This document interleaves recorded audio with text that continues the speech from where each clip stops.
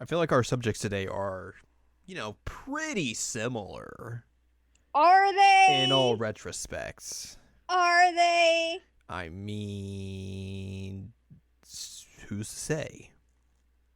I mean, me, I can say. Okay, well, what do you say? They're not at all the same. They're very, very different. Well, I mean, that's just your opinion. Subjective. No, it's accurate. We'll just leave that. We'll leave this up to the viewer, the listeners, the The viewers, listeners, Yes, the listeners. I know what I'm about.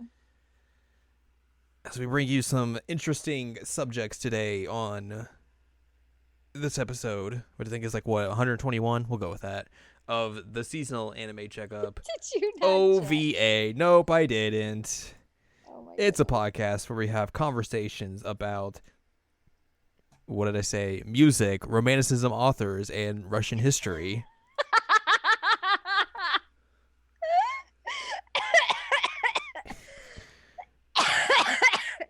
I can't believe I just... I'm trying to just destroy Al by coughing and making her laugh. Which I did say last week, it was not a coughing illness. Now it's a coughing illness. Now it's a coughing illness. Yep. Yep. It's the way it is. The way it goes sometimes. I'm Jared. That is Doc Al and Ladyem. Hello. And we got some stuff to talk about today. Mhm. We have an anime. Mhm. We have a manga. Mhm. We have a book. Mhm. A That- light novel, if you will. That's it. It's only those three. Mhm. Nothing else. Nope. You're sending me text messages of I just am. gifts you made. Good job. Yep. God. Yep. Can't believe you. Yep. I mean, okay, to be fair, I can't believe you. Yes, you absolutely can. It's me. Yes, of course. And also the subject of what that is. Of course It's true. I said that to you. Of course I made it. We're talking about today two completely different things. Yes, thank you for admitting it. We're going to talk about the Pop Team Epic special episodes that aired this past April Fool's Day. Mm-hmm. And then we're going to talk about, we're just going to go on the complete opposite end of the spectrum. Yes. And discuss I Want to Eat Your Pancreas. Correct. So okay, let's figure this out. Do we want to start happy or sad first? Oh God. Let's do the sad first. Okay. Yeah, let's do the sad first. I was and then anticipating going the other way, but we can do that. Yeah, but we don't want to end it on a downer note. I mean, we do that a lot. Right. So let's make it happy. So, I Want to Eat Your Pancreas. Yeah. So I. Yeah. All right. So I'm ready to talk about this. So I saw the advertisements for it. I was like, that's a wild title. That has to be a translation error. It turns out it's not a translation error. It is not. But I got interested in it because of that. I was like, okay, that's kind of cool.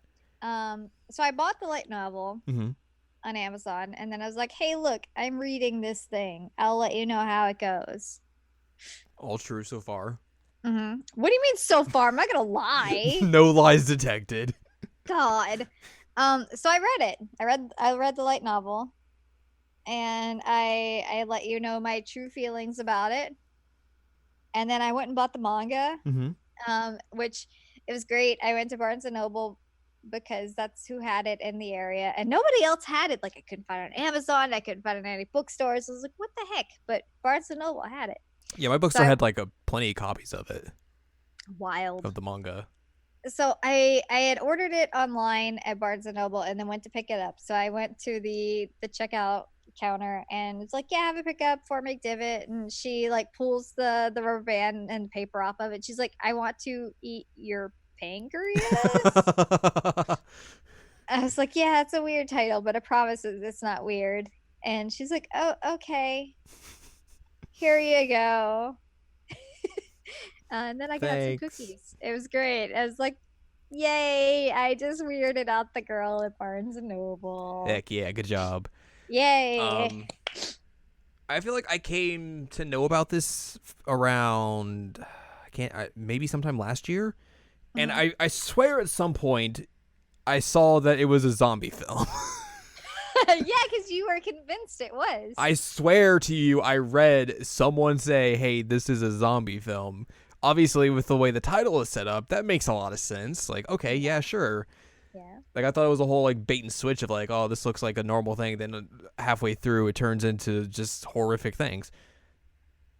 Uh, to my surprise, that is actually is not the case. It is nothing to do with that. It's like no weird horrific things are involved. It's just, hey, that is a phrase that is mentioned through this book, so that's the name of the entire book. Yep. So there you go. So yeah, you mentioned you like the light novel, and then you were like, yeah, I'm gonna get the manga. And I thought about getting the manga first, and then when you ended up reading through the manga, you were like, this maybe you should read the book. Yeah. So I ended I up mean, going to. Sorry, go ahead. not to say that the manga is bad, but I think a lot is missed. Yeah, we'll And we'll get into that. yeah. I have thoughts. So I went to the local bookstore, the Books a Million, and picked up a copy of the light novel because it was there. Did the book people judge you? Nope, How I don't think they noticed. So Okay, I was like, how did I get judged and you didn't get judged? I mean, I did have that, and I also had the 10th volume of Stardust Crusaders, which just has naked Dio on it. So like, I was primed for like judgmental stares, but nope, not a dang thing. That's kind of upsetting. Like you hype yourself up to like defend yourself, and then like nobody says anything. You're like, what? Man, okay, I guess. Well, that's fine. I mean, they work at Books a Million, so I've probably seen worse in terms of like the bathrooms and all. It's true. Also, Mhm. they didn't have any good romanticism poetry, and I was real bummed out. Yeah, the fact that they didn't have a Blake book is like very, very disappointing. I looked online and they said like they had Blake books in store, but I could not find them for the life of me.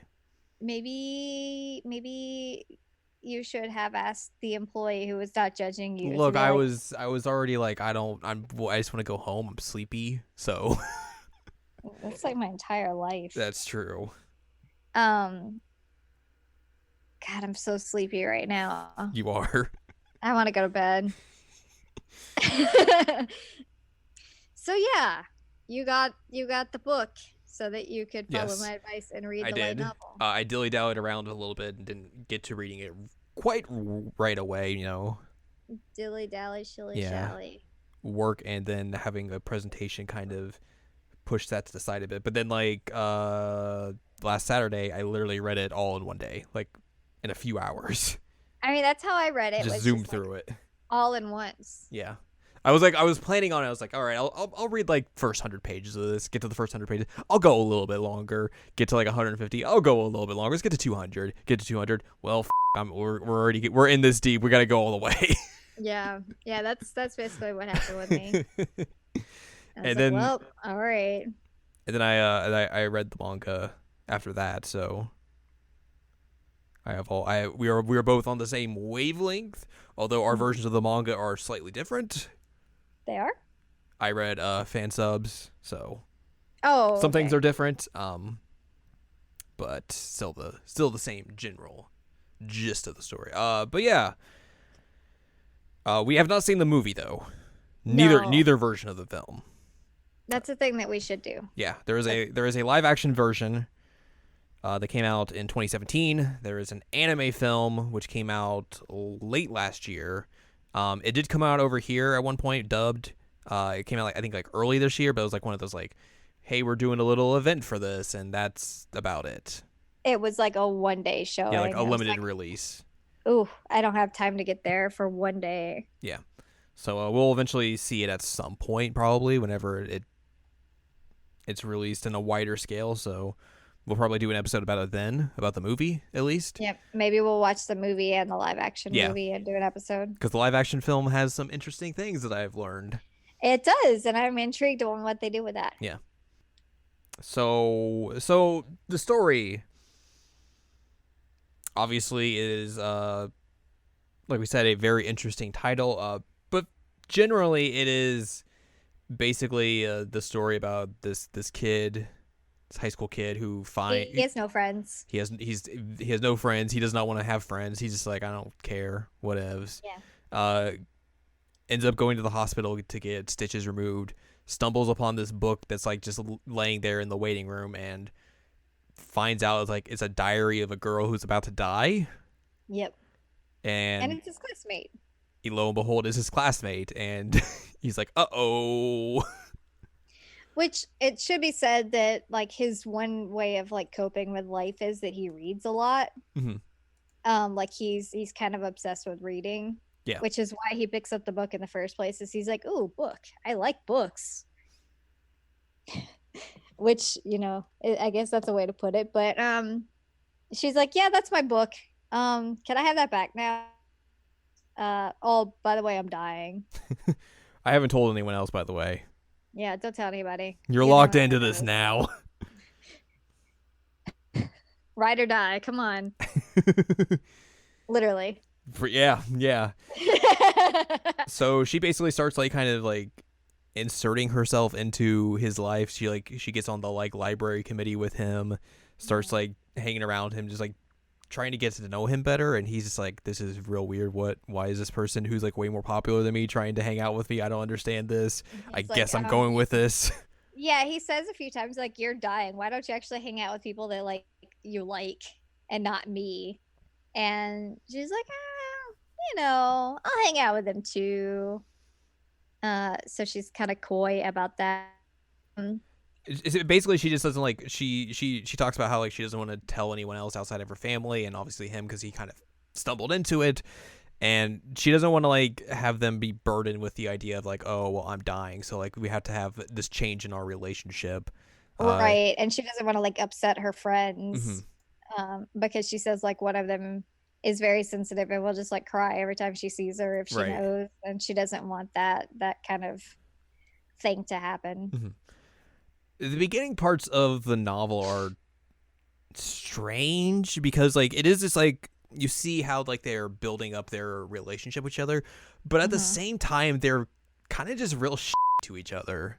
Oh, they are. They're terrible to each other. And there was like literally parts when I was like reading through the opening bits of that, I was like, I don't know if I like this. I don't know if I really want to keep reading. Because I was like so turned off by just the way they like both of them were acting. Yeah, I mean, one of them is an antisocial weirdo, Mm-hmm. which like I say as an antisocial weirdo. And then the other one is kind of like a weird like manic pixie dream girl, but like a manipulative version of that. Yeah. Like she's very manipulative. That's just a part of her. Yeah. And so that's kind of odd. And I think that's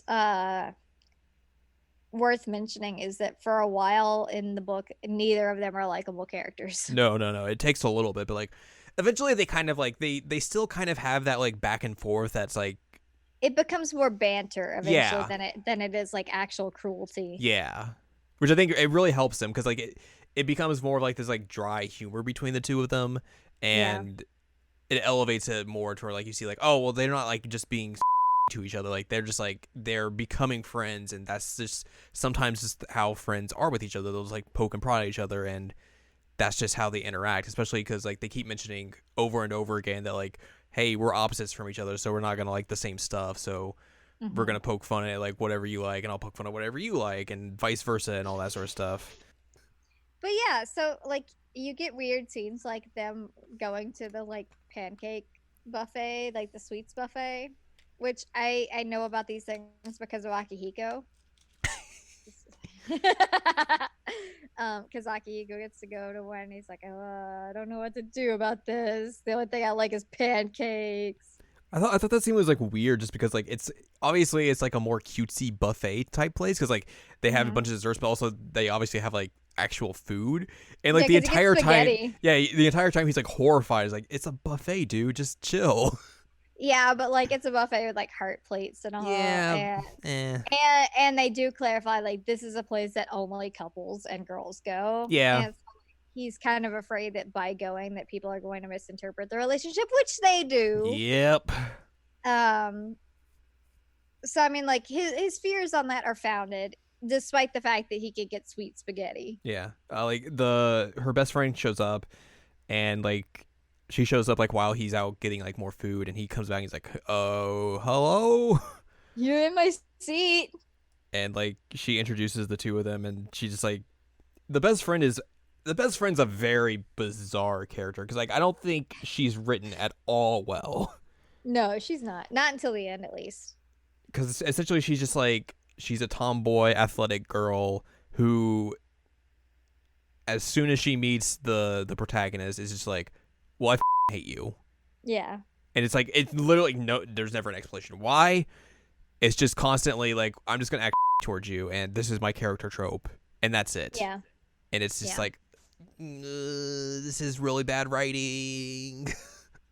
Like the sense that I got is that she was like an overprotective best friend. Yeah, but like even still, like But he didn't give her a reason to No. be overprotective, especially because like everybody in their class thought that he was essentially like a harmless nerd. yeah. And like Sakura, the main girl, is like obviously constantly talking about this dude and like never giving her any reason to be like, hey, this dude maybe is kind of shady. Maybe you should like be on the lookout for him. It's like it's always like positive things she tells her. And Except for she does pry like or prod her a few times, but that's later and I'll talk about that. yeah.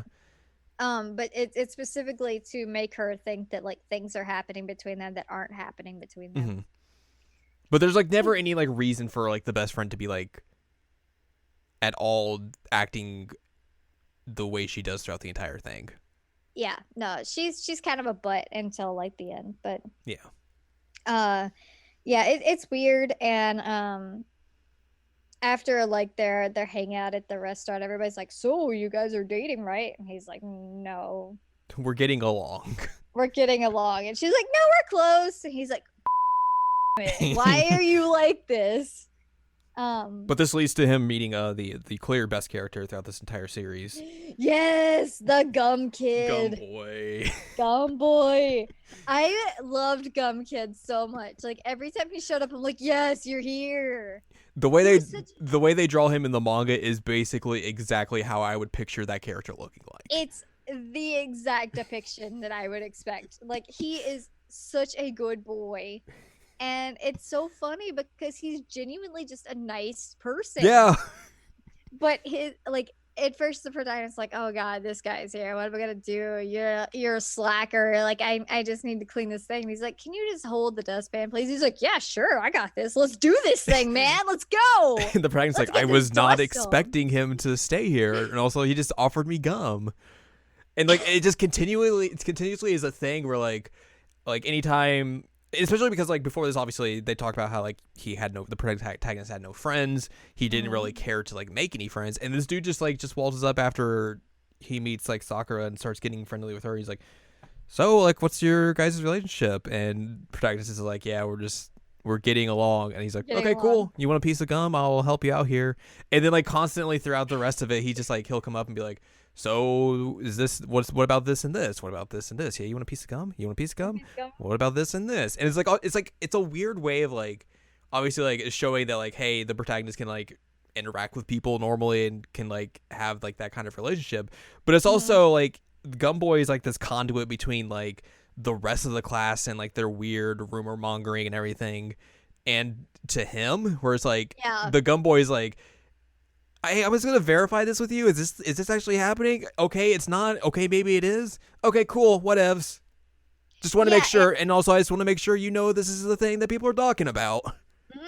It's really cool though because the kid's always like, okay, yeah, this is the rumor. Is this true? Okay, it's not. Cool, I'll believe you. Yeah, totally.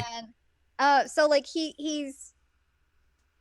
hears the rumors and he hears what people are saying, and then he just goes to the source and is like, is this the truth? Okay, no, cool. All right, well, you want some gum? Like he's trying so hard to like be friendly with this kid that like very specifically throughout the thing is said like nobody cares about him, nobody has friends, like nobody's friends with him, and this kid is like genuinely like a good person and trying to just like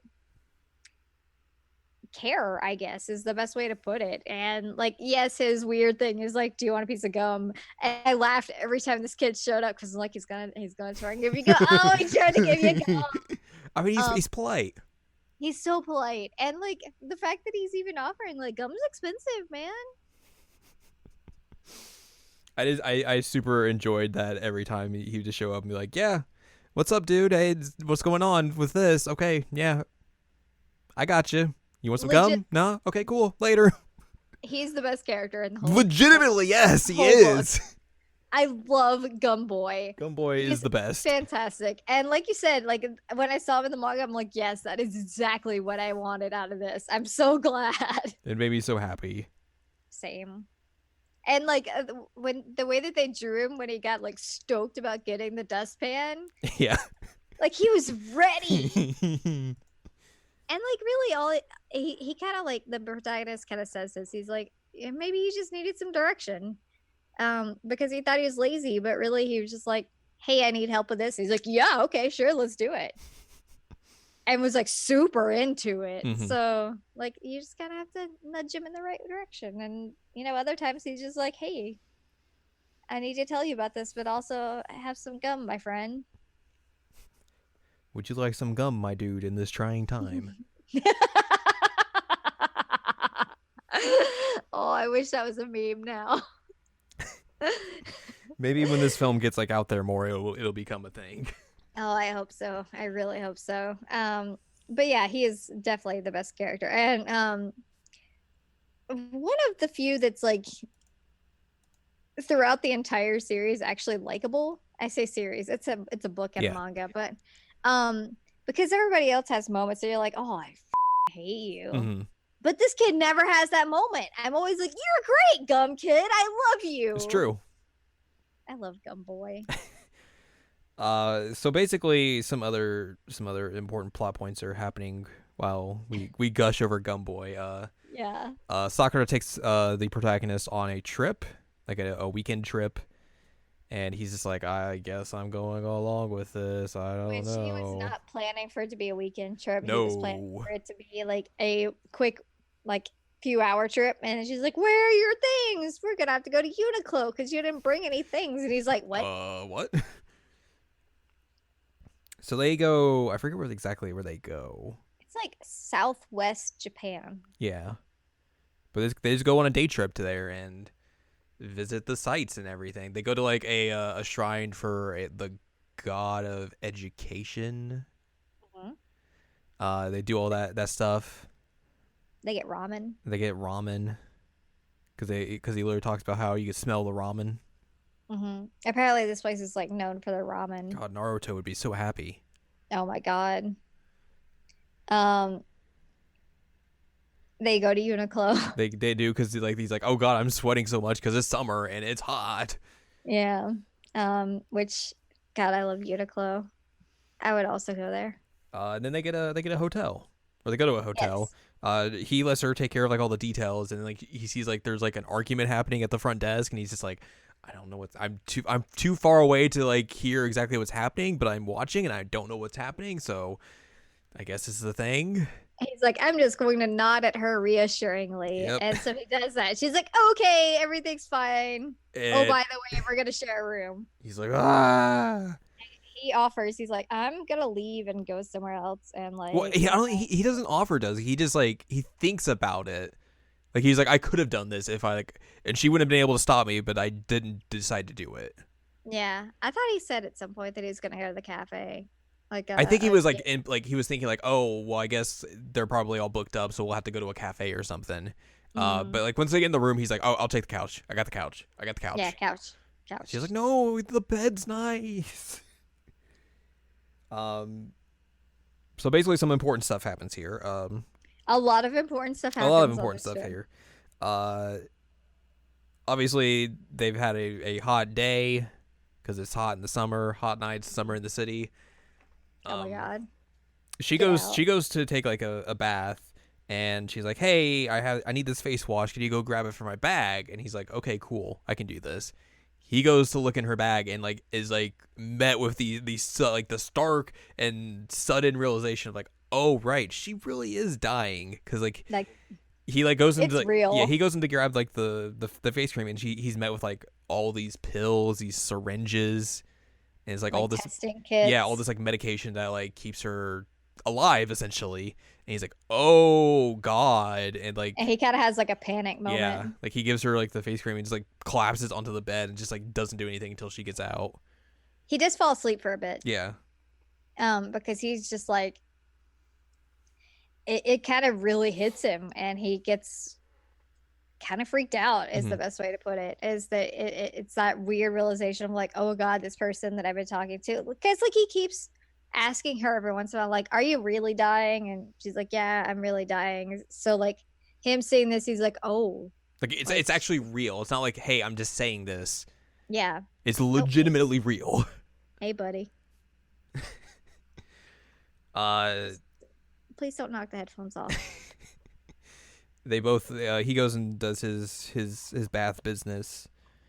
And then like afterwards they like watch some weird local TV, and then they play Truth or Dare With with cards. cards. And also they're getting drunk, Oh yeah, she got some like plum wine. which is obviously a good thing for like 17-year-olds to get. Yeah, it's a specialty of the area though. So yeah, Uh, they play Truth or Dare while they're getting drunk. it's the second time she gets wine in this. And I just don't like, how does she get away with it? That's a great question. But yeah, they get drunk and play Truth or Dare, which she does say like, okay, yes, I will play this. And then when she gives the rules, he's like, never mind, I'm not Yeah. playing this. Is this a real game? She's like, you promised. There's an interesting thing about like she constantly has like this incredible stream of money Mm-hmm. going, being able to do this trip and like paying for everything there, getting a very elaborate hotel room that it's not like top floor, but like it's a decent one. Right. Um, Obviously having like kind of the wherewithal to be able to like maneuver around all these like things and be able to like get this hotel room, be able to like somehow score wine and everything. Like they never really like go that deep into like her family dynamic, but like it really gave me the impression that like she has to come from like someone influential, Yeah. or at least like she's from some form of money to be able to kind of do all this stuff. Yeah, I mean, from what I gathered, her family has money of some means. Like they are of means Yes. already. And then from what I can tell, like her parents feel some kind of like level of guilt about her dying, let her do whatever she wants with the Yeah. money. Which like, Which I think she even says at one point that yeah. that's the thing. So that's what I got out of it. Yeah. But But they never really I like go that deep into it. they never say what they do or anything. Also, important thing to note. Yeah. Before the trip and everything, they've been talking about they went through finals or like midterms or some exams, and there is a report on the news about a random murder that happened in like the city over, and the protagonist like is wondering like, oh, I wonder if people in class are gonna be talking about that, or they're gonna be like focused on exams, and he makes mention of like, oh, well, I guess people are too busy with exams to talk about it. He brings it up again when they are traveling to their weekend trip place, and they Mhm. have a conversation about it. Important thing to keep in mind. Yeah, and I think they say something about it on the news report at the hotel. Yeah, but Truth or Dare, Truth or Dare. they played Truth or Dare. Which it gets wild. They just get butt naked.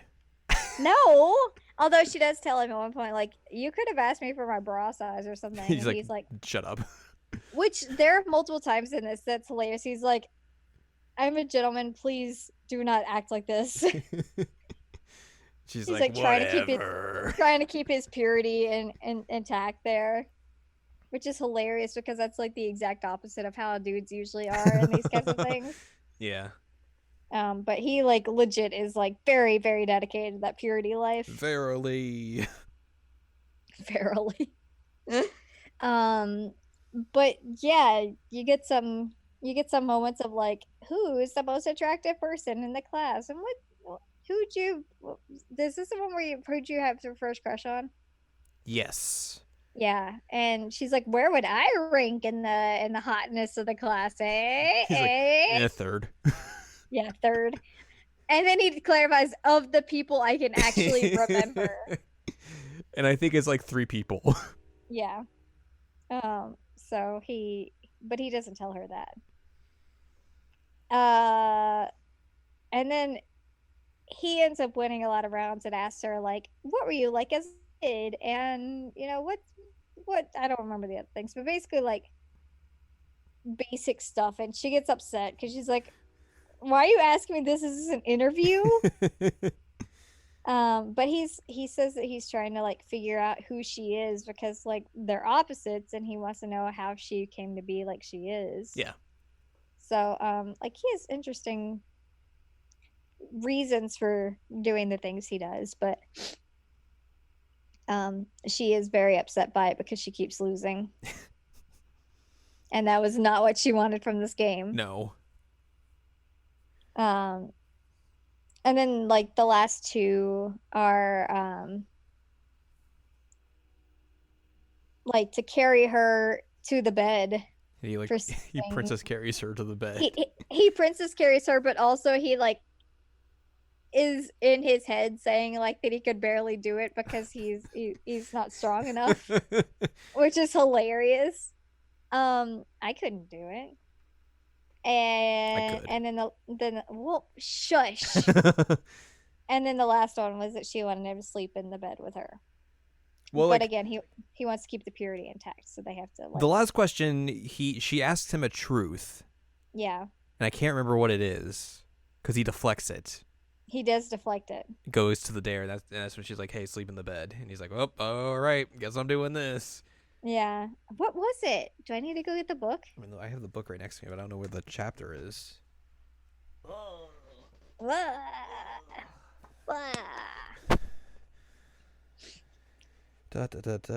look through. It might be easier to find in the manga. Yeah, that could be it. I have that too. Oh, my foot hurts. Don't hurt your foot. I still think my toe's broken. Don't break your toe. I mean, if it's already broken, then it's too late. The toe is already broken. I don't know what to do about it. What do you do when your toe is broken? Okay, here is the thing she asks him. Okay. If I told you I was actually terrified of dying, what would you do? Oh, yes, that was the truth. And he's like, never mind. We're dare. not doing this. I guess I'm sleeping in the bed with you. I will go with the dare. Which, I mean, like, I can understand that. Mm-hmm.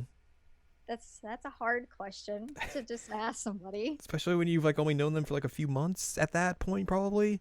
But also the fact that he literally just, like, a couple hours ago had that confrontation with her, yeah. Yeah. He's not dealing well with this at the moment. Maybe don't ask him that. No. But yeah, so they sleep in the bed. No shenanigans happen. Nope. And then they go back. Well, they wake up the next morning and the best friend calls Sakura and she's like, "Yo, why didn't you tell me you lied to your parents about staying here? What the heck? I had to just, like, come up with this crazy story." She's like, "Yeah, I'm on a trip." And he's like, "Why did you let me come? That would have been. Why did you go by yourself? Why did you go by yourself?" "Oh, I didn't go by myself. He's here." He's here. And then she says, like, "If he does anything, I'll kill him." Siri, I'm not talking about you. I'm sorry. I'm just a humble virtual assistant. Thank you. This segment sponsored by Siri.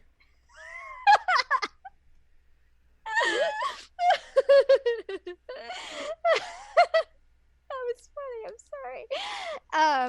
But yeah, she does basically say, like, I will destroy you if you do anything to her. And he's just, like, standing there, like, "Yep, I heard that. All right, yep. Cool." And just brushing his teeth. So yeah, then they go home. Mm-hmm. And then, like, he has, like, the weird realization of, like, oh, we didn't get to talk for a couple days afterwards, and, like, it's starting to feel like it's like this is becoming the routine, and it feels weird not having this routine anymore. Yeah, so that's the thing. And then they have, like, the his shoes go missing. Yeah. And he's like, "Well, that's weird." And then everyone's, like, looking at him weird, like, sneering at him. Gumboy's like, "Hey, why are your shoes in the trash can, buddy? Like, that's real weird. He's Are they lying to okay? me. He's like, oh, I thought I lost him. Thanks. Do you want? I don't need a piece of gum. Oh, but all right, thanks. I mean, like, doing him a solid, man. Like, your shoes look like they were in good shape, man. Why'd you throw them away? Yeah. Like, thanks, scum boy. You're the best. He also realizes that like his bookmark His favorite bookmark. his bookmark's gone, and then like a pencil case of his goes missing. Those two things I don't think he finds. Well, he finds one later, but Yeah, the bookmark eventually, but not the pencil Yeah. case. So yeah, these are all important things, and so she asked him to like go to her house Yeah. and play video games. and also just like everyone in the class is really starting to question like what their relationship is. Right. So there's that to go along Actually, I with. think she asked him to go there because he's gonna borrow her copy of The Little Prince. Yes, because And then that's they the play same video day. games. Yeah, and then she's Yeah. like, let's play shogi. Let's play video games. Which there is this funny thing about like when they were playing the Truth or Dare, he's like, yeah, I'm not gonna do the whole thing where you like flip the board in shogi like when you're about to lose. And she does that. And then she does that, and then like in the light novel, he's just like, come It's on. like, what are you doing? So that was a good moment of his personality actually shining through. It was that, and then like they were playing a fighting game, or one of the games, and like he was starting to get good at it, and then she's immediately like, well, time to play a new game. Yep. And they play a kart game, which is heavily implied to be Mario Kart because there's a banana. Yeah. So they're doing all of these things, and he's finally like, hey, I just really want my book. That'd be cool. And she's like, hey, are you romantically interested in me? He's like, what? Do you want me to be your girlfriend? What? He's like, no, what? I don't know. I get what? No, No. I don't understand the question. I was not mentally prepared for this question. Yeah. So then she pulls something they both do some real stuff right here. They both do, yes. Both of them do some really terrible stuff, and it upsets me a lot. Hey, tall boy. Is he being tall? He's being tall. Oh, tall boy. He's being tall. He's trying to get the prince and the Katamari ball off the table. If you remember earlier, we talked about how like the beginning of this book, they could be characters. Well, here comes the back. Ooh, they are both very right here. And like you had mentioned to me at one point, like there's a scene in this that like I completely hated. Like everything about it I disliked, and I was like, I wonder when that's gonna show up. And then when this happened, I was like, all right, this is exactly it. Yeah. Get off the table! Oh my god. Tall boy is getting real tall. Yeah, he just jumped straight up on the table. Hey, buddy! Down. Anyway, sorry, this is taking away from the seriousness. No, of you're this fine. scene. But it is a really upsetting scene, and I say this. I'm sure that you also found it upsetting, but like, especially as a woman, I found this very upsetting. Yeah.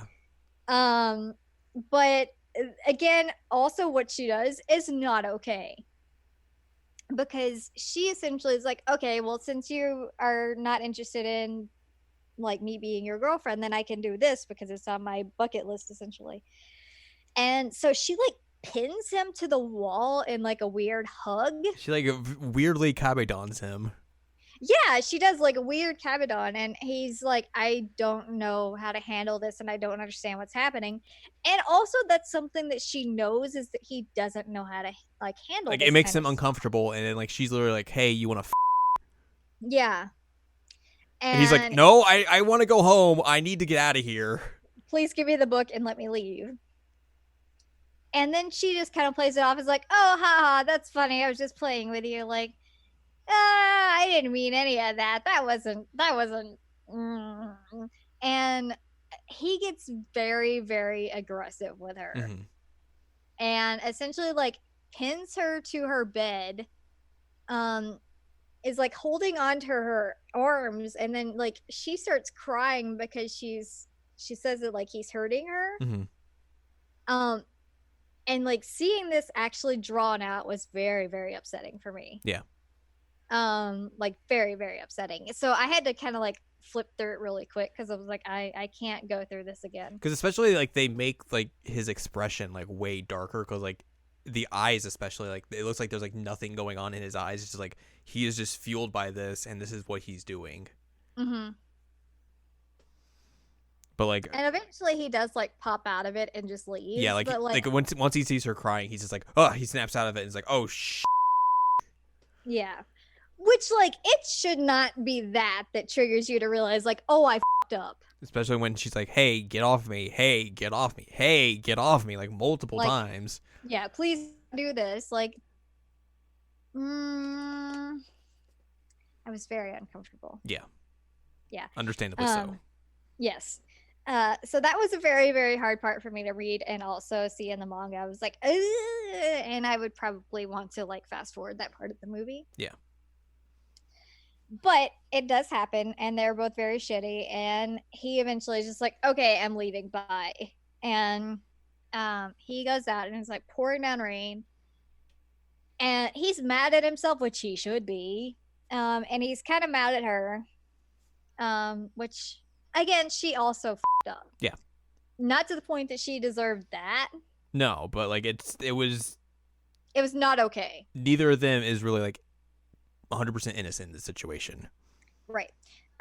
So he's upset with himself. He's walking out in the rain, and then like this dude just shows up and is like, hey, you at Sakura's house? And like, which he remembers that like the dude showed up at the library earlier in the day looking for her, and he was like, oh, I think that's like the class rep or something. And then here he's back again, and he's like getting real aggressive. Like, what are you hanging out with her again? What is going on between you two? What's your relationship with each other?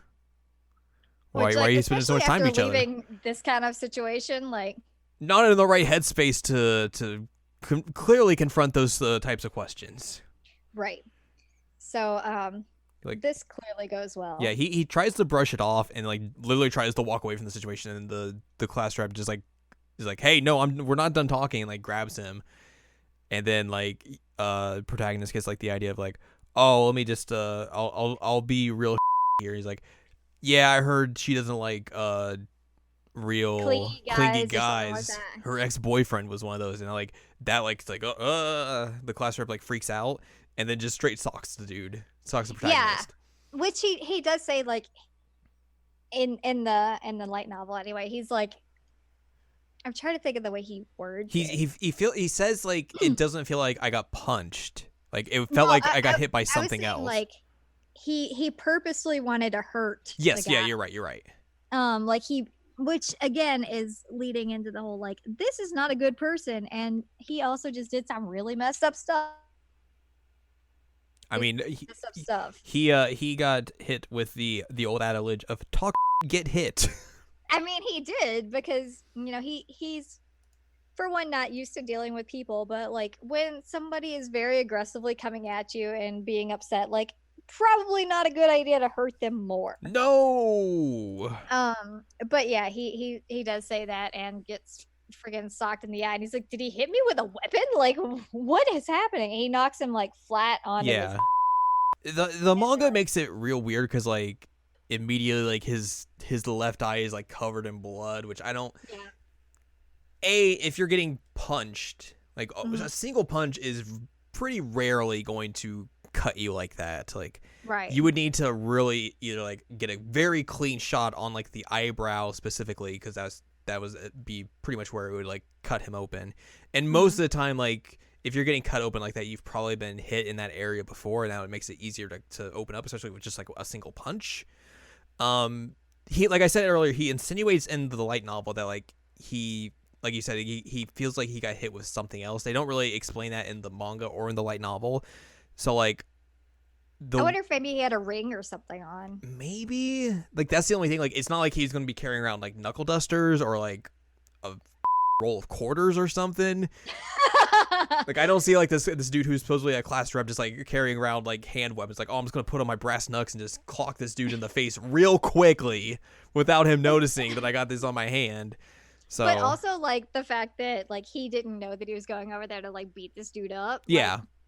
Who preps Yeah. themselves for that? But like, if he had a ring or something on, that would make sense. Yeah, it was just like a little, like, I guess someone who watches a lot of combat sports, it was a weird, like, the way they described the whole thing was weird, especially because, like, he gets hit and, like, immediately, like, his eyes swelling shut, he's bleeding, and it's like, I don't think that's necessarily truly gonna happen if you're just getting punched once from a dude who probably has never punched a person in his entire life. Yeah, he doesn't look like he's punched a lot of people. I'll be Yeah. real.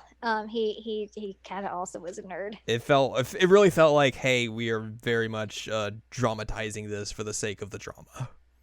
Which, I mean, not so much in the manga, but from the light novel, we are getting it from his perspective. So Yeah. maybe like he is dramatizing it. But like in the manga, his eye, he is bleeding pretty decently. His eye is like closing. Yeah. So.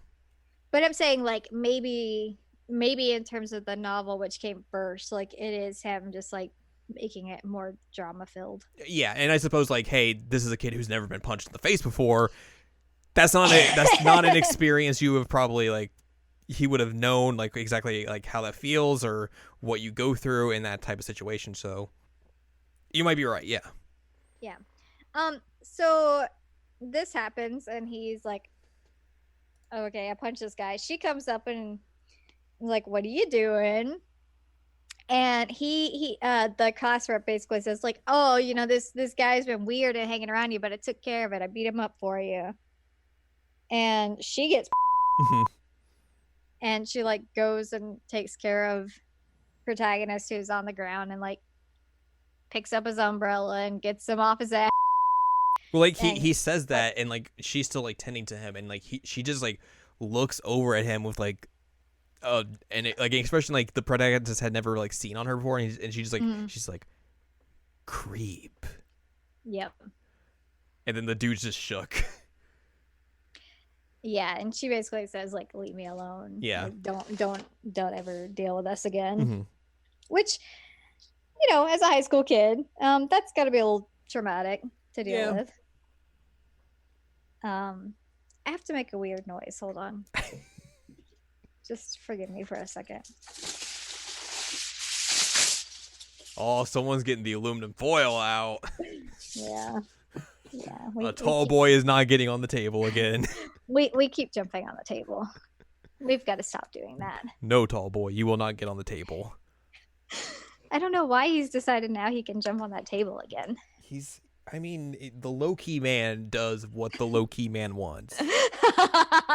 You're not wrong. I will neither confirm nor deny that I had any influence on the low-key man being a low-key man, so I will plead the fifth in this instance, but he is the low-key man. He is the Loki man. We've called him Loki man since he was a tiny baby. Loki man, the Loki friend. So anyway, she tells class rep like basically F off. Which I think we forgot to mention at one point that he like throws his like crumpled bookmark at him. Yes, that's where the bookmark. That's how the bookmark comes back. He's like, "Oh, I guess you were the one who took that." Yeah, that's his realization of like, oh, okay, that's where that stuff went. You were the one who took my shoes too, I guess. You kind of suck, man. Those are my things.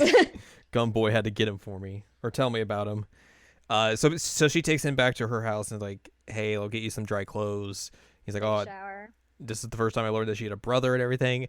And then like after that, like they both apologize to each other, and he's like, "This is the process of called making up with each other. Yeah. This is a first." Which it's kind of odd, like her explanation of why she was freaked out was that like she didn't realize that like a man could be that strong, and I'm like, I don't think that was really your reason, but that's okay. Yeah, that was not explained well. Yeah. But yeah, she ends up giving him like brothers, sweatpants, a shirt, and underwear, and then sends him on his merry way with the little prince.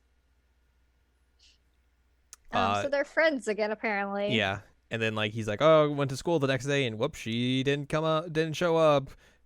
Guess she's in the hospital again." Yikes. So basically, he goes to see her, and she's like, "Oh, it's nothing major. They just saw some weird numbers. I just gotta be here for 2 weeks. This is fine. 2 weeks will be up. I'll be out of here. No jiffy. In a jiffy. No problem. No problemo." gonna be ready for like summer school and Yeah. break and all that fun stuff. And he does walk in on her doing like a weird dance, and she gets very embarrassed. She's like, you should have told me you were coming. He's like, you invited me. Yeah. So that's the thing, and he does get a little like freaked out when he sees like the IV. But that's understandable. But yeah. So then it becomes like a thing where he just like visits her in the hospital a few times and Also, like, brings snacks. The first time he shows up, like the best friend shows up as well at the end, and he's like, Yep. I'm gonna leave now, and then she's like, oh hey, do you have my brother's shirt and underwear? Yep, which he's is like, the "Ugh." here you go, bye. Which is what I was saying is that she like goads her friend on about like the whole like purity thing, and it like she does stuff like this to try and irritate her friend and also like support this like weird anger relationship she has against him. Yeah. Which is again not a good person. Like I understand she's teasing, but at a certain point like you have to like understand when the teasing is okay and when it's not, and this is when and it's especially when the protagonist has mentioned multiple times like, I think your best friend hates me, this is making me uncomfortable. Yeah, like she's purposefully egging this on even though it makes him uncomfortable, and it's clearly making the best friend uncomfortable because she's upset that she thinks something's going on. Yeah. So that's the thing, but she keeps doing it, and like she keeps trying to schedule it so they show up at the same time and like see each other. Like she basically bases this as like, oh, if they keep showing up with each other, like they'll eventually become friends, and like that's not how that works. Do you remember when we did our fantastic podcast called Jared and I watched Sailor Moon Crystal? What was the one thing that we kept mentioning over and over and over that was an important key component in terms of relationships? Communication. Thank you. I know how relationships work. To be fair, like, hey, these are high school kids. They're not going to be that. Yeah, but so was Usagi. She eventually figured it out. I mean, she also had to save the world a couple times to figure it out as well. Okay, yeah, fair. These kids are not saving the world. So and like, meet her future child. Yeah, so like I can understand why they would be this kind of like dumb and but also at the same time, communication is an important part of relationships and definitely helps things in terms of making them better instead of making things awkward when you don't talk about them. Right.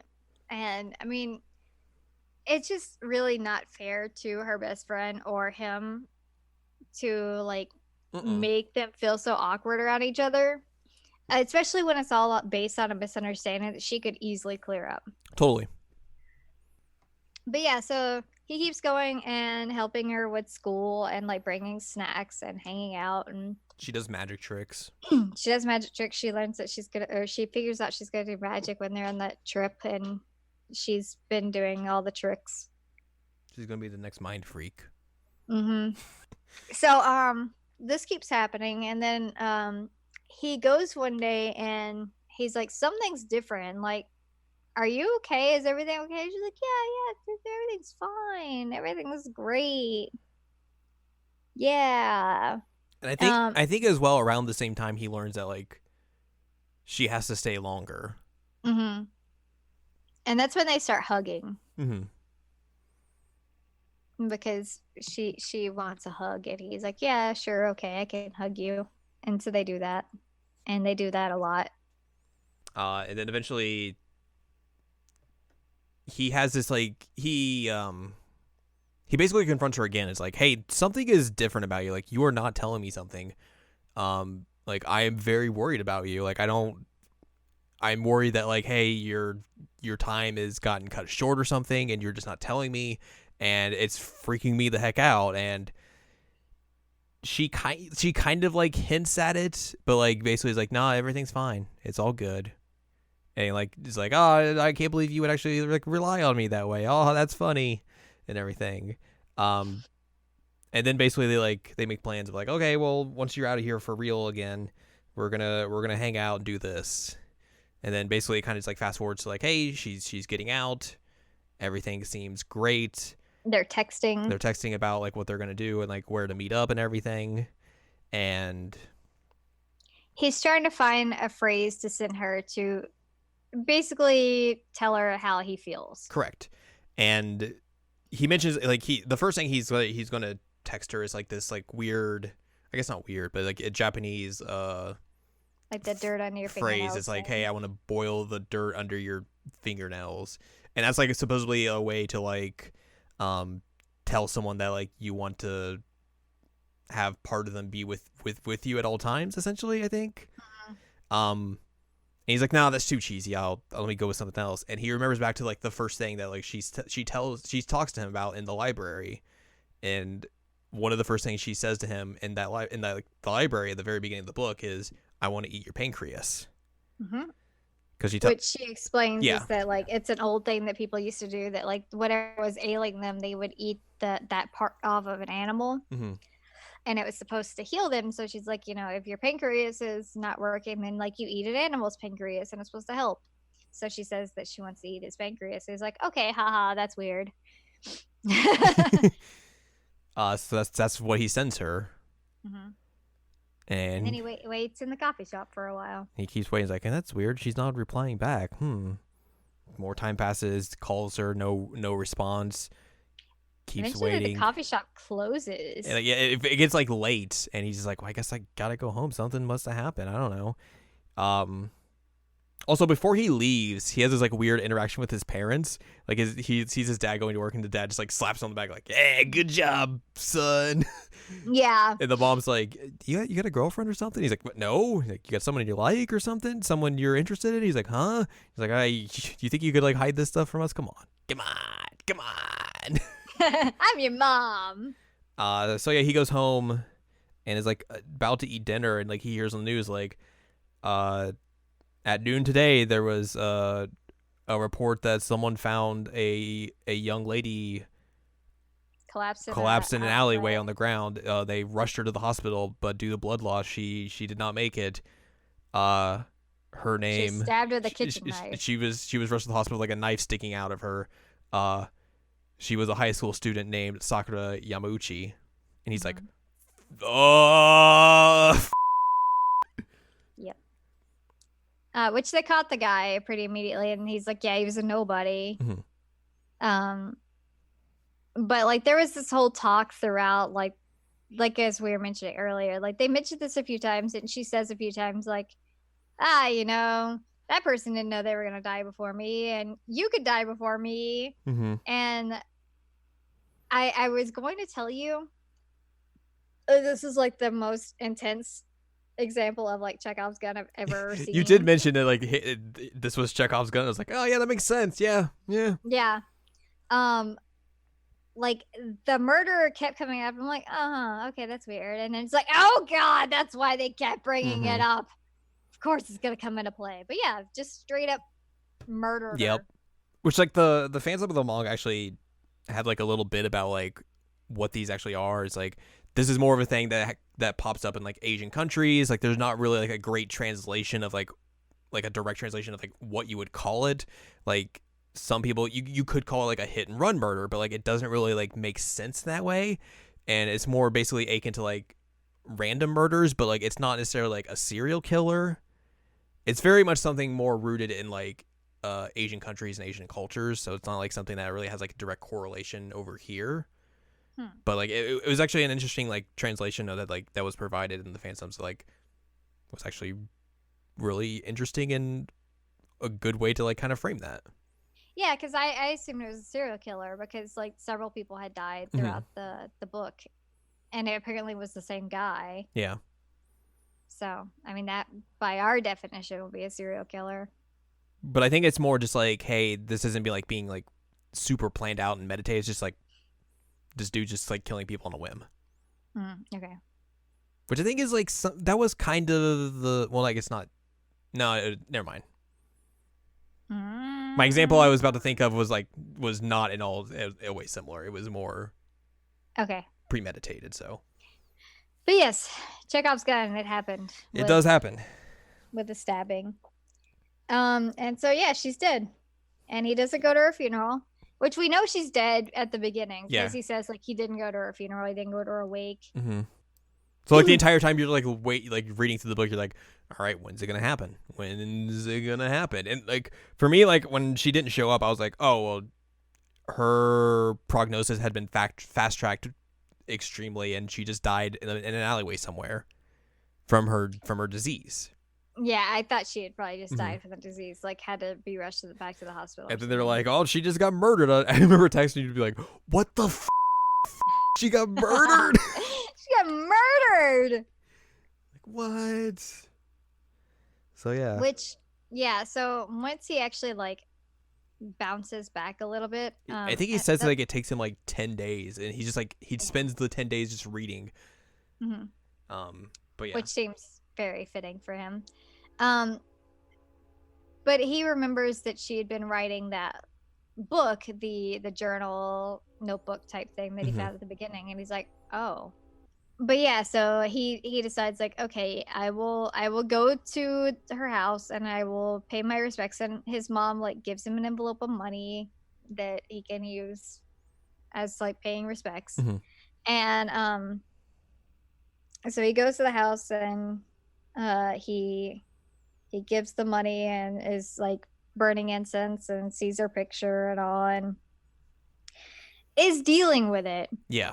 And then eventually he's like, so there's this book and it's called this. Well, I think at first he's like, hey, I knew she had this disease. He does say that, yeah. Yes. And she's like, oh.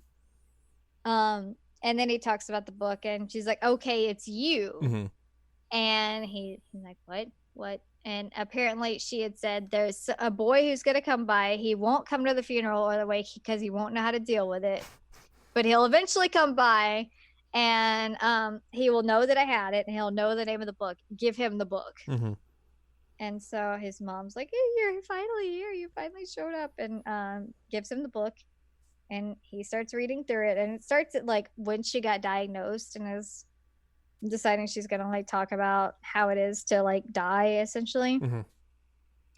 And the reason that the mom didn't know who he was is because he eventually like he asked her at one point like, please don't use my name. So she starts like blacking out his name and then eventually stops using a name at all, which he gets like mad about because he's like, she could have went into more detail about like this or this or this if I hadn't said that. Now I'm just like, I can't believe I told her not to use my name, and now all this stuff is like just gone. Like I don't know what she was feeling at this moment or like what she was like trying to talk about here. Like all that is just gone now because I made this selfish decision. And so he's like, I don't know how she was feeling. I don't know what she thought about me. Like it's just there. And then he reads through it and he closes it and he's like, thank you. I appreciate you doing this. And she's like, there's more. Oh, can you make it sound so ominous? There's more.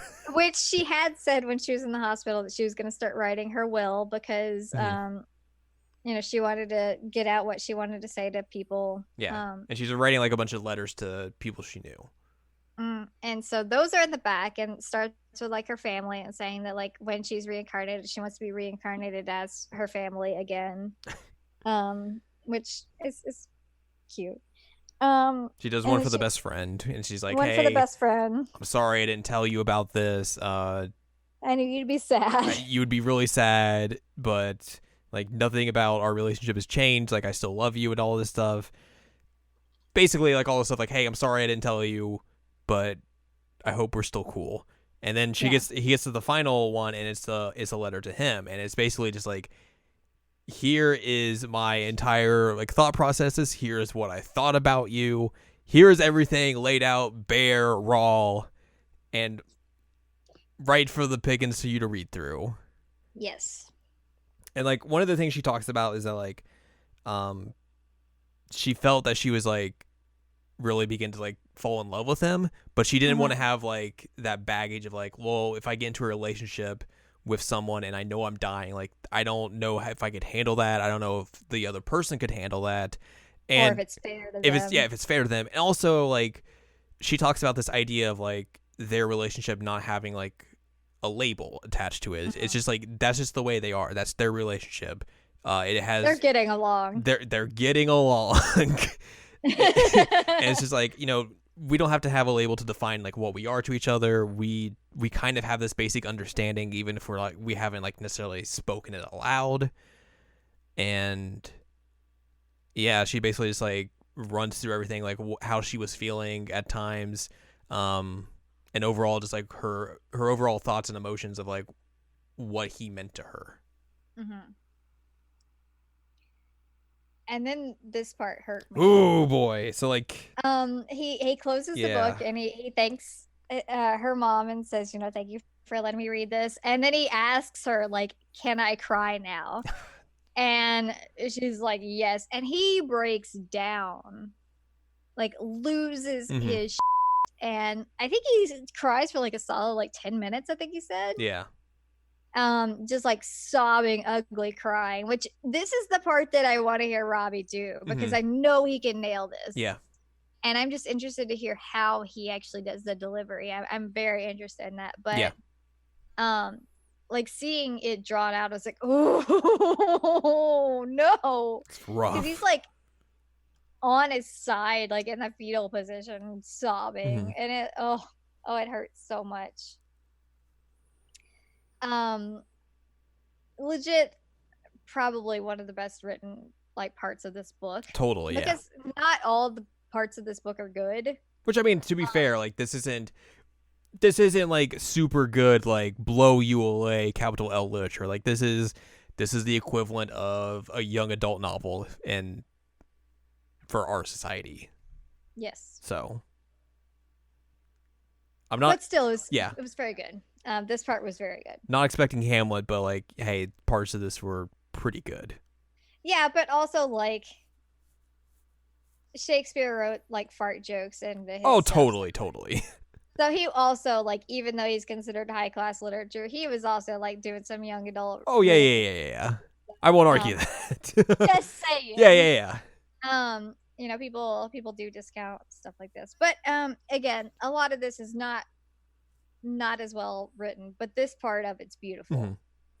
And like this entire scene legit was the whole reason I recommended you actually read it. Yeah, because it hurt and it was beautiful. It lived up to the hype. It did. And so like this scene makes everything worth it.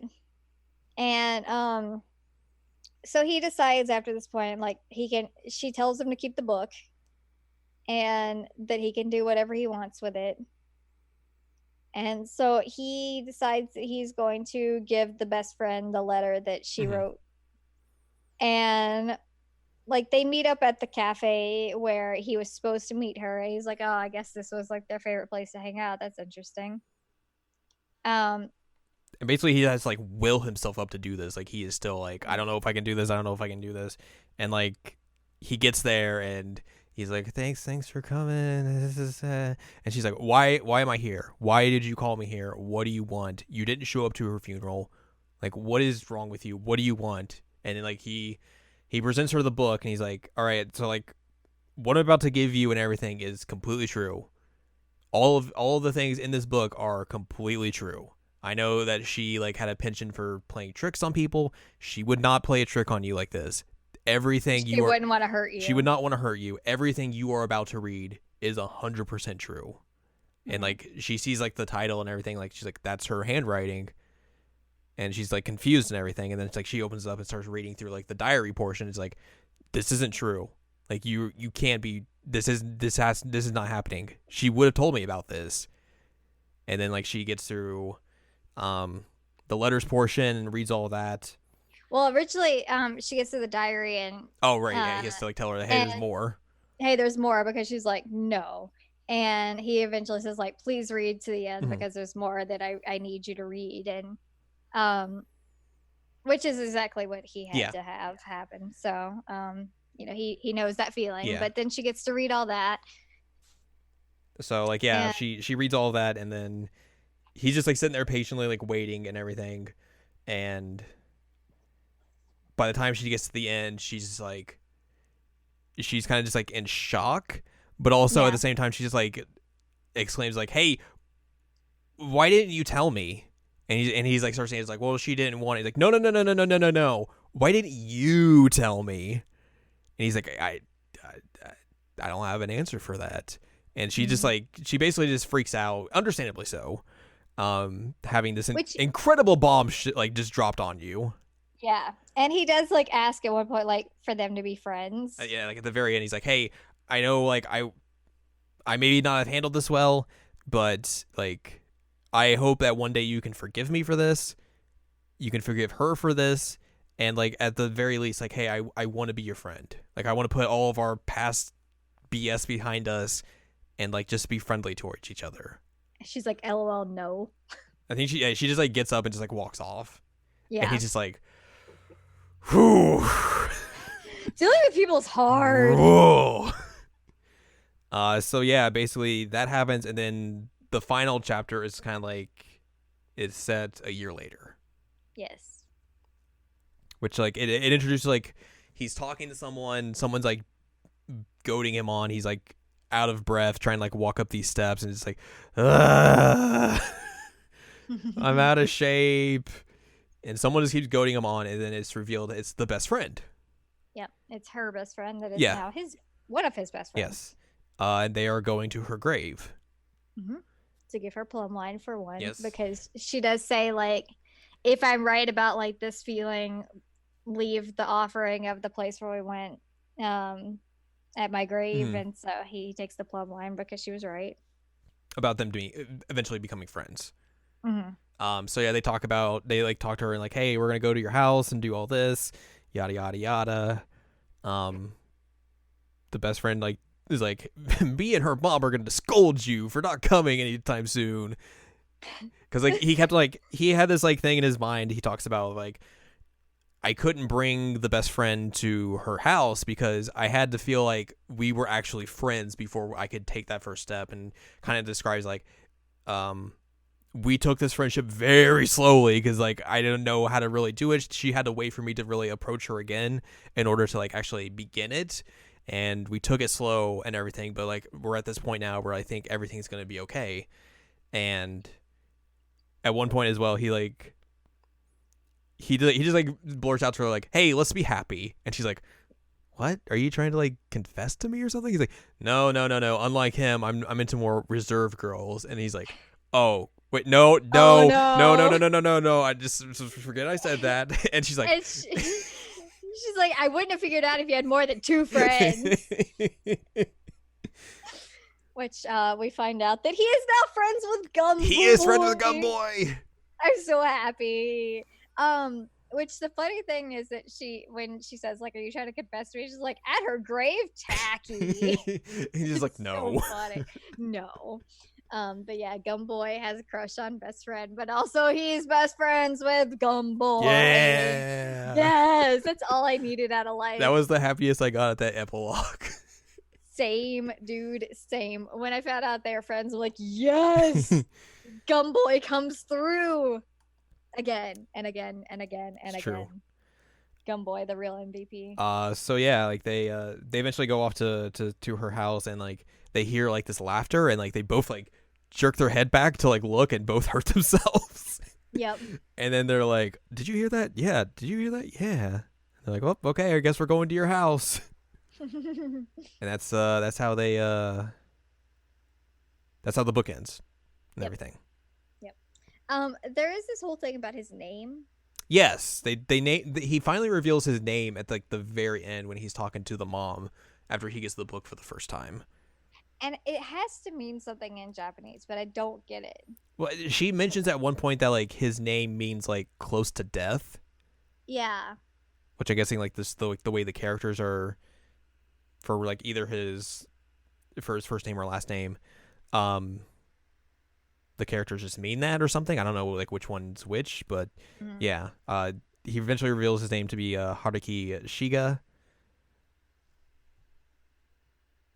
It's one of the things that kind of gets lost in translation, I guess, but I think so. I think there's just something else because like they there is a mention earlier of like, oh, you have the same name as the author. It's like, yeah, I don't know which one, but like, yes.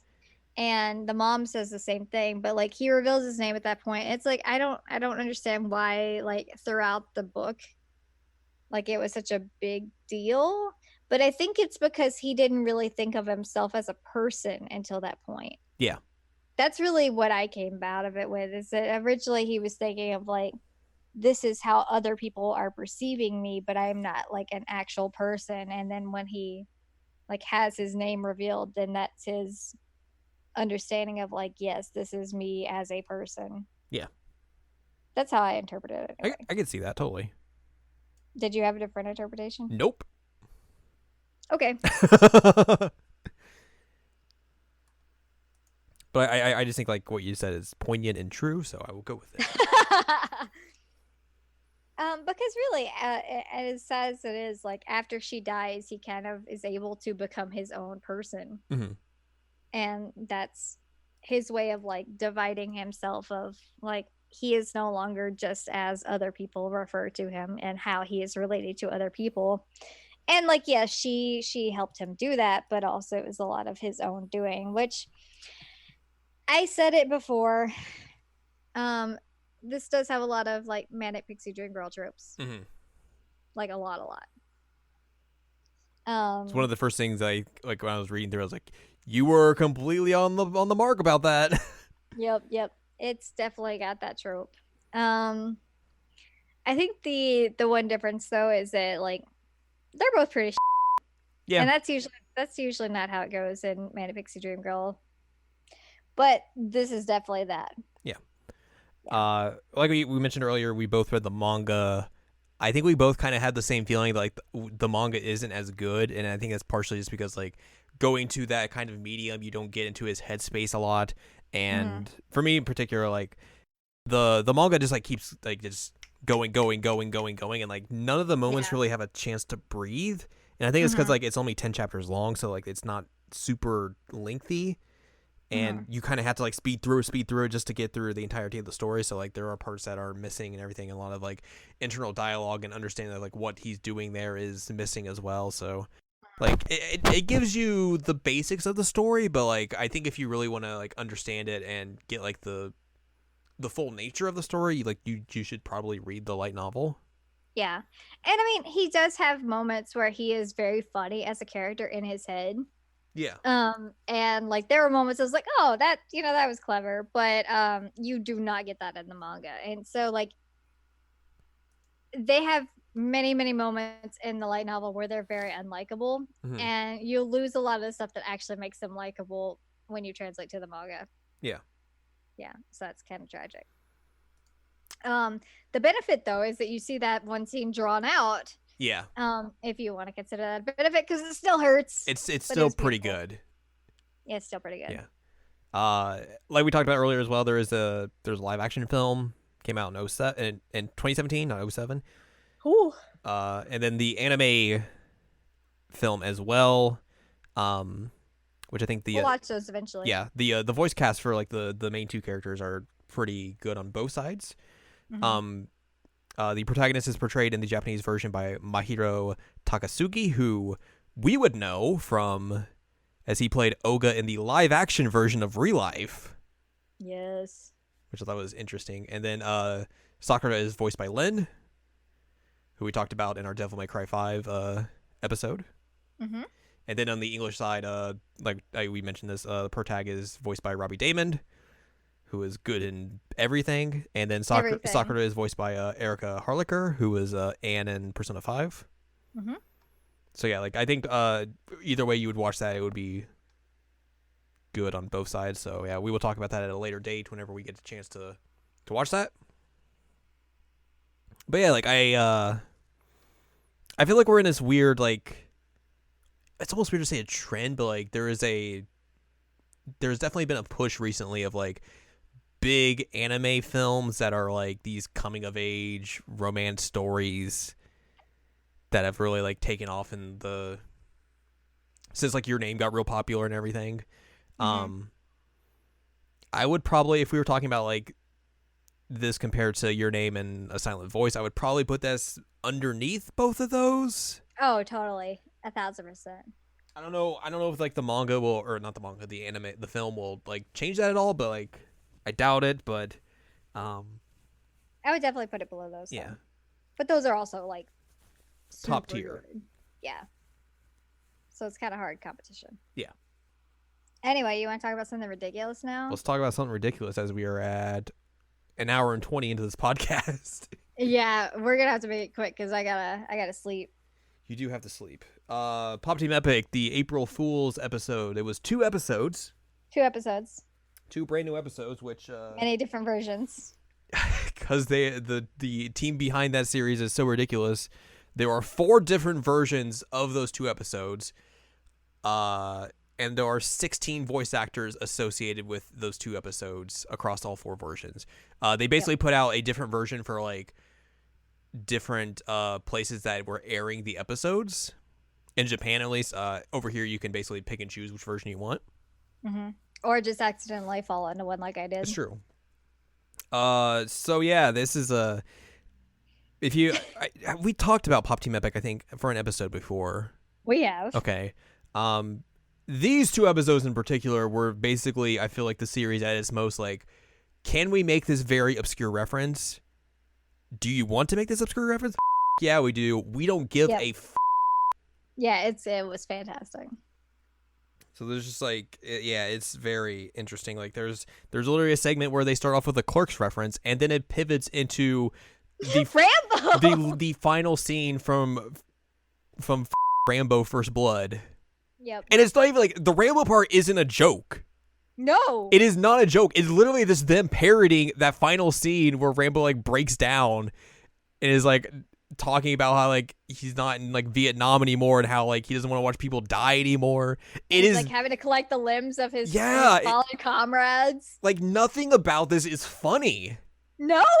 But at the same time, like this is Pop Team Epic at like its best, where like they can parody something like that. It makes sense in the context of the show, regardless of if it's a joke or not.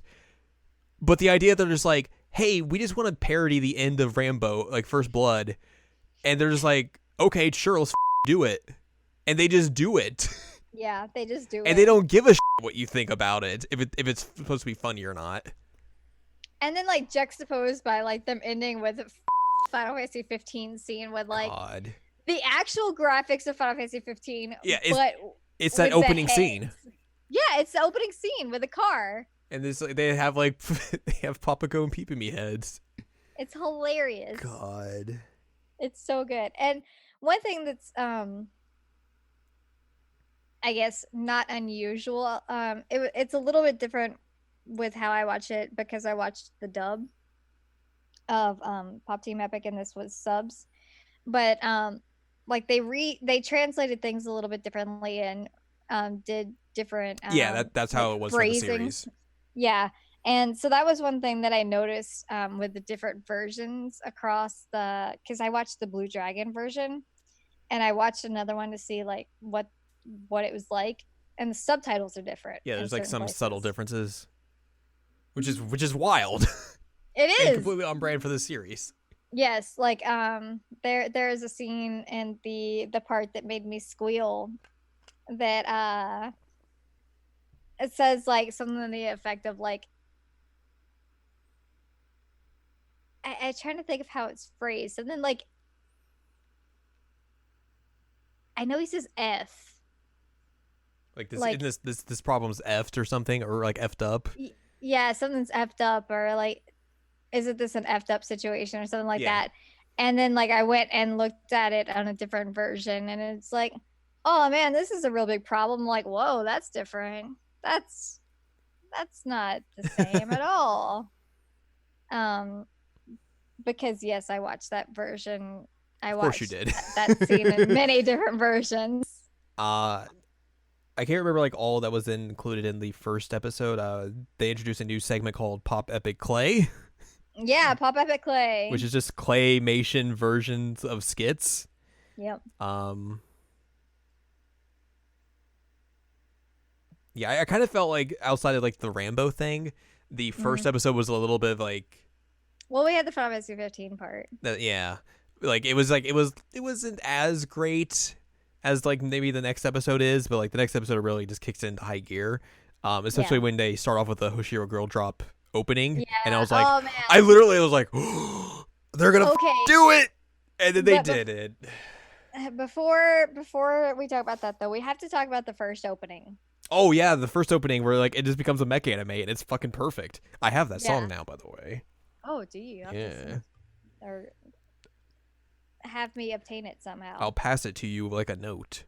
Thank you. Yeah, it's fantastic. And I told you, I was like, if we ever do like a friend cosplay, we are doing that version. Yeah. I'm gonna be like super duper anime, and you're gonna be mech. Oh yeah, I'm totally down for that. It's hilarious. But it was great because like it starts out with him saying like, "Oh man, your friend's metal." She's like, "She's not heavy metal," and then like you actually see her, and she's like this mech. And she just blasts off, and it goes into this super mech anime opening, and it is absolutely perfect. It's amazing. I knew you'd love that when I saw that. Like you saw it before me Mhm. because I was at work, but even when I saw that, I was like, "Oh God, Jared loved this. I know he loved this." I was literally like watching, I was like, "Oh, this is amazing." But then we got the second opening, and it was the girl drop. Mhm. It was really good, and I was sad that the whole episode wasn't that until I actually watched the episode, and I was like, okay, never mind, everything's fine. And then like they parody it again in the second half of the episode, which they basically make it a Bob Epic team version Yeah, of the opening. I was Bob like, all Epic. right, sure. Yep, of course they did. This episode is actually like really impressive with like the different ways they tried to like make new like styles of animation prominent throughout like the episode. Mhm. And it was really just like them showing off. I felt like Oh yeah, it was really impressive. Like there's one like that's like super like 3D animated and it just like looks really good. There's like just like a drawing looking one. Mhm. There's a bunch of others like that I'm just blanking on, but yeah, it was really impressive. They do like the stuffed doll thing. Yeah. They did another music parody, which I found out is literally just a 70s song that they parodied that like I didn't really know about, but like it's definitely a thing. And there's already And I didn't even know about it, and I usually know stuff like that. and there's definitely already someone in the comments is like, "Hey, Pop Team Epic did this," Yep, and it's like it's spot on of a parody of it. oh, 'cause it is. of course, I watched it at work, and was like, whoa, Like I mean, nailed like it. them doing that Earth, Wind, and Fire thing is like, okay, yeah, sure, because this is like a Yeah. popular song. Yeah. This is pretty obscure in terms of like the references this show pulls, which of course this show pulls some pretty obscure references. And they actually made the joke in the song about how like, can we make this reference? Sure, why not? Like, Yeah. And then they make a joke about how they could barely get voice actors because of the season being over and all, It's and like, it was great. Oh, we hired 16 voice actors for this show. 16 voice actors, and like a lot of them are pretty big people. Mhm. Did you drool on the couch? Oh my goodness. So yeah, that was a thing. And then like the kind of like the main story of the episode is like Pop Team Epic in the Edo period, and it's like starts off with them like looking like this, and then they just get on motorcycles and ride, which I don't know Yeah. exactly what they're parodying there. I was like, I thought at first maybe it was like Easy Rider, but like I don't. Easy Rider. If it was Easy Rider, you would know because they would have like that American flag motorcycle, and it doesn't. It definitely does not have that. So if they were parodying that, like you would definitely see that. But it was just like Right. them both like on a motorcycle just riding, and then they get to this bar, and I'm pretty sure they're Wait, Oh, sorry. wait. Before we talk about the bar, we have to talk about the fact that they go over the like method of how you're gonna kill somebody with the 4 frames. And Oh, it yes. reminds me a lot of like Kill Bill. But they do tell you like you have 4 frames that To you hit him can with a light actually- punch. With a light punch. It's just, Um, let's just get into some fighting game terminology here. Yep. This is real So that dumb. happens, and they kill the deity of the mountain who's been protecting Yeah. them from the demon. And Um, are tasked with going to defeat him. yeah. They get to this bar, Howard's bar. and I'm pretty sure they're like parodying Roadhouse here. I think so. Because it I've kind of seen seems Roadhouse a like it. lot. I I've haven't, seen but like that Roadhouse. was the first thing that came to mind for me. Mm-hmm. So they have to fight this demon who's now a biker and part of this biker gang, Mm-hmm. and like they defeat him, and like they're like, oh no, he has a kid, and they're like, oh no, our demographic is like 4 to 12-year-olds. What do we do? And then it's literally them go looking to the camera, and it's like, hey kids, if you chant along with us, he'll summon him. And it's like, Shota Aoi, where are you? And he just busts through, because of course. Just zooms in, running in. It's like, oh, I'm needed. And like legitimately, and you knew that it was gonna happen. I literally told you, oh god, he's back. And like obviously you had no clue what I was talking about, but I knew immediately when you saw this you were gonna freak out. I didn't, and like I was just like all caps texting you, like squealing, and I legitimately screeched in person. I was so excited, like, oh my god, he's back! This is so good. And it's great. He can time travel at will, which is something that Yeah, that is canon. thank God. Which, like I said, you have me saying that now and recording for posterity, unless you deleted it. In which case, we don't. But there's and then the end credits is like the episode playing in reverse while he's just like running in motion. There's like a guy who hands him a drink of water. He drinks it and then just puts the cup over his middle finger and flips the dude off. Which I was like, yes! That's amazing. It's so good. It's so good. I love that, like, he's just running and the guy gives him a cup of water and he decides that he's going to use it to like flip somebody off without a sensor. It's so funny. So good. He does like this great pose before he starts running as his like time travel pose, and it's like him holding his armpit for some reason. Yeah. I still haven't figured that out, but it's wonderful. So then the episode plays through again, obviously, and they get to this part again, and then they're about to fight, and then he shows up. He's like, "Hey, wait, no, we don't have to fight. Like the demon's He's okay. a small child. He's a small child." And the demon's like, "I've turned over my ways. I just want to hang out with my biker gang. It's all good." And then like the old man who gave him the task initially is like, "You gotta kill him though. It's the demon. What are you gonna do?" And they're like, "Well, we're not gonna do anything." Mm. And then all of a sudden, while they're all just like chilling there and talking about how effed up this problem is, another version of Shota Aoi comes up, and it's just like this dark version of him With a scar over the eye. With a scar over the eye. He's got red eyes. Takes off the sunglasses, has like a cloak, and takes the hood off the cloak, and does like this evil smirk, and he just says Goku, and I was. Oh, and then it just cuts to like the title card. Yeah, and he tells him like, we can't have you fixing these timelines or going back in time all the time or something, and he's gonna stop him. And it's great because like the blue version of it points is like, who the heck are you? Oh god, it's so funny, so dumb. And I love that he's just rolling with this at this point. Yeah, like, totally. Yeah, okay, this is fine. This is what I do now. He just saves anime. I think like at when they cut and it goes to like a title, like the title is in the same vein as like Death Note, or like it looks like the title of Death Note. Yeah, it does. Which is just like, sure, of course. Yeah, of course. I'm glad Makoto Yuki could come and save anime and then be confronted by his shadow, the door. You know what? It was like legitimately one of my favorite things that's happened so to me in a long time. Ridiculous. It was so funny. And I have now gift because there is this one part where he's like leaning over and talking to them, but they looped him. They loop him. It's so funny. God, this show is so dumb and I love it. And they even say like this is the stupidest anime of all time. Yes. And it's amazing. I love that they just have this idol that decides like, all right, cool, we're gonna save anime. And he just plays himself. He just plays himself, and he's so like down with it. He just doesn't even. Oh, he plays himself. Also, he has merch of himself with the other characters now. I want that. I want that merch so bad. I've been looking for it in a site that I can actually buy it from, and I can't find it somewhere that I can buy it. So if anybody's listening and they can find that, please let me know because I want to buy it. So yeah, that those two episodes are real good. I hope at some point they bring this show back. I hope so. Because God, it's so dumb and good. Like I understand, obviously, like budgetary concerns for just them going to the extremes of hiring 16 voice actors for a stupid joke. Yeah. Is kind of expensive, but at the same time, this series is just stupid jokes that literally don't make that should not be existing in like a big anime at this point. Just they just do it anyways. Well, hiring 16 voice actors, hiring Shota Aoi, and then also doing the whole French segment. Yeah. Like budgetary concerns, definitely. True. Yes. And the entire series just being like King Records. Yeah. I don't know if you've seen like they have talked about like, hey, we're gonna release these 2 episodes on home video. Oh, good. I want that. The covers of them are really good. Oh, good.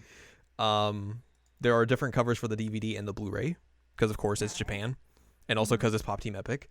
Mhm. The DVD version or the Blu-ray, the DVD version is Popoko dressed up as Rambo, Okay. but it's just her like anime. It's how she looked in the show. Mhm.